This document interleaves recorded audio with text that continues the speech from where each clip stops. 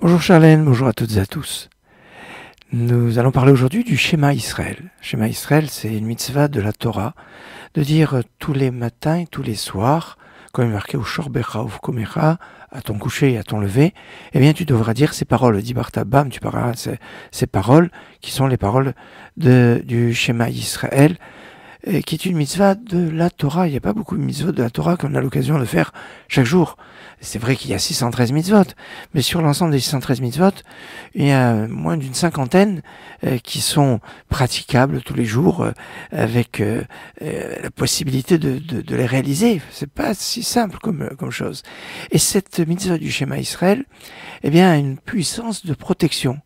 Comme on dit dans la fin des slichot, aussi bien dans le rite Ashkenaz que dans le rite séfarade, car entre rite Ashkenaz et séfarade, les slichot sont assez différentes, mais la fin revient à peu près à la même tefila, Shomer Israël, Shemor Sheet Israël, Valiuvad Israël, Aomrim Shema Israël, gardien d'Israël, toi qui gardes le reste d'Israël, qui disent Shema Israël. Autrement dit, Shema Israël, c'est le gage d'une protection. Une protection. D'ailleurs, Goliath le savait et il venait pendant 40 jours, tous les matins et tous les soirs, pour les empêcher les enfants d'Israël de faire le Shema Israël.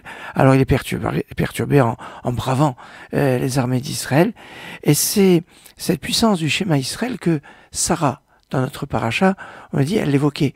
On a dit que Sarah est Niftera, est décédée dans la Kiryat Arba, qu'on pourrait traduire par la ville des quatre, alors des quatre géants, des quatre couples, ou des quatre schémas. Bekiryat, ça peut être la ville, mais si on rajoute un lef au milieu, ça peut être Bekiryat, dans la lecture des quatre. Alors, on peut dire que dans le schéma Israël, il y a quatre mots.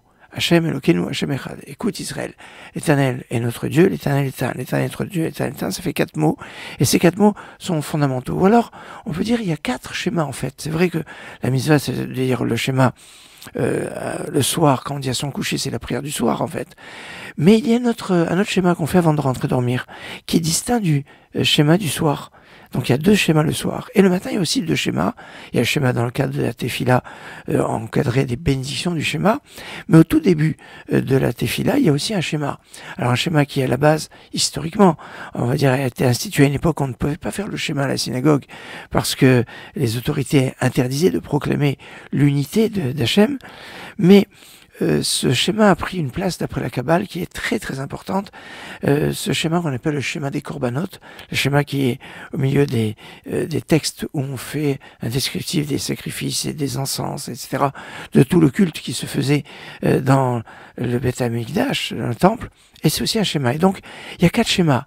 Deux le matin et deux le soir, et c'est ça Kiryat Arba, lecture des quatre, comme dit Rabbi Yaakov Abuchatzera, le Rav Abuchatzera dans ses commentaires sur notre paracha. Alors le schéma, une mitzvah de la Torah, une mitzvah très importante de protection, et une mitzvah de proclamation. Excellente journée. Shoymer Israel, Shemor Sheris Israel, Evei Alaveh Al